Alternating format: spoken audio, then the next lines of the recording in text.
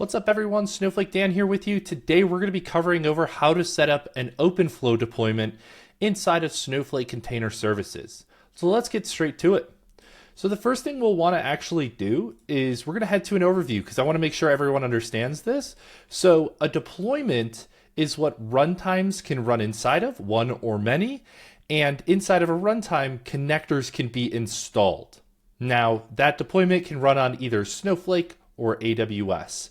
So today we're only going to be covering the Snowflake version of a deployment because typically when we walk through the connector tutorials, we'll have to set up something like an external access for our runtime, and that will be dependent upon the connector we're working with.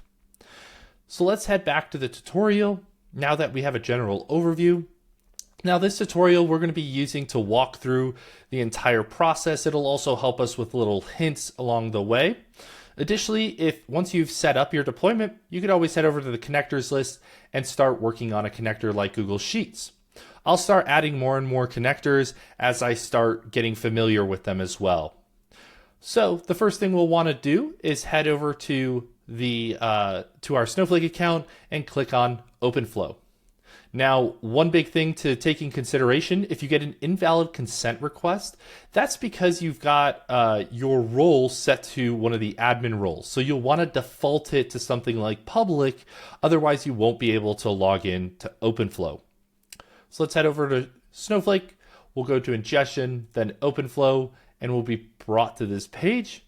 We'll simply click Launch Openflow. Now, I've already logged in once, but you'd hit a login screen.